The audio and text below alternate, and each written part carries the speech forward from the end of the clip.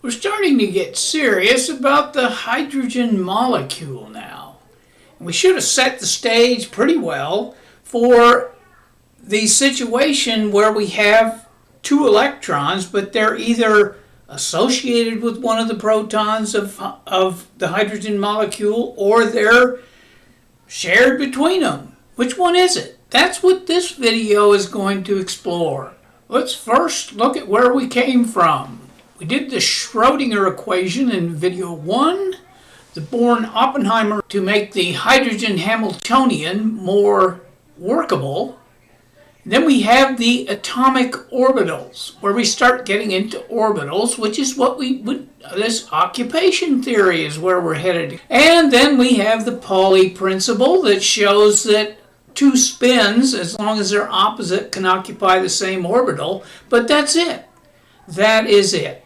So you can only have two electrons in one individual orbital. Then we have the Slater determinants, which helps us figure out how the rest of this stuff works. And it's really the basis of the Hartree-Fock method, which says that every state has to have one unique Slater determinant that describes the molecular situation best. Well, we'll challenge that in this next video coming up, or actually this video, where it's the stretched H2, where we take the H2 and we start stretching the nuclei apart, and then we find out that the Hartree-Fock doesn't quite work, and we have to come up with a superposition of determinants. The last video we covered helium, and this was the determinant for helium, where we had just the 1s up, 1s down, and that's the result we got. Well, what's the difference here? Helium has charge of 2, hydrogen has a charge of 2, but each one of those charges is separated by some distance. So somehow we have to come up with a notation that keeps track of this. Well, we can call this a 1s-A, capital A, for proton A, and 1s-B for proton B of the hydrogen molecule. And we'll have to come up with some combination orbitals, where each electron is attracted to both protons. And this was the idea of Hartree-Fock. And that is that we'll call this a sigma, and the G stands for symmetric. So we'll have a sigma G, and these actually describe the bonding orbitals. And here it is, the 1s-A plus the 1s-B. Proton A, proton B, each of those are involved, and you put 1 over square root of 2. And I put the A here because this orbital is an up and this orbital is a down. So I notate it this way. So here's my new determinant. And the Hartree-Fock says that if you're going to analyze a molecular situation, you determine the determinant that satisfies that particular molecular profile. And even though this isn't perfect, it still is a first starting point for all kinds of molecular analysis. Even when we do quantum computing, we start off with the Hartree-Fock arrangement. So here's my determinant, and here's the results of that determinant.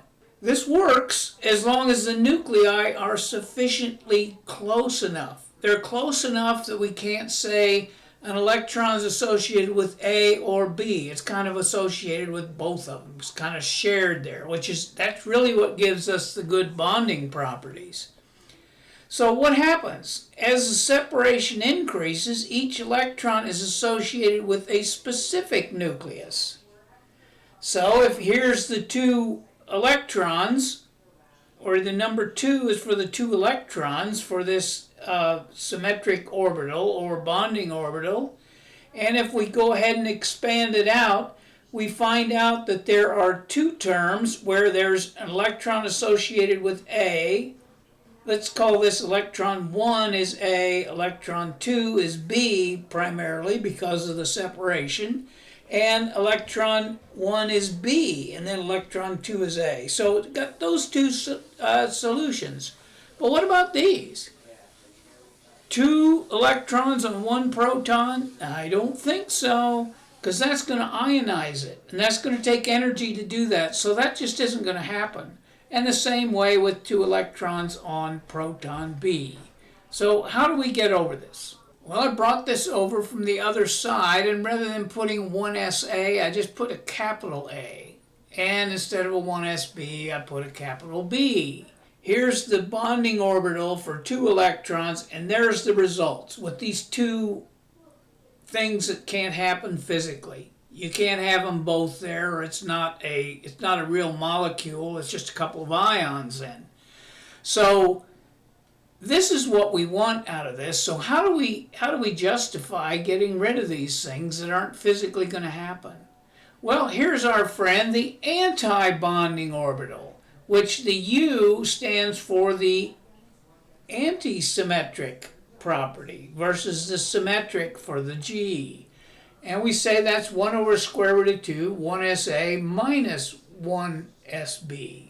If I square this, then I get this arrangement, which, well, that just looks like a mess. We've still got these same 2 terms that we don't want, and these things have negative signs. Well, let's examine that. If we could subtract this from this, or the anti-bonding from the bonding orbital sum, then the 1/2s become 1, and we end up with this nice, clean result.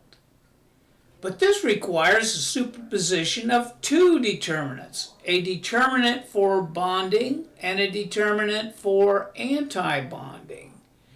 And here are the 2 determinants. Doesn't seem like we've covered a lot, but the concepts are really important. Is that we need more than one determinant to describe many molecular problems. And in fact, almost all of them will involve superpositions of determinants.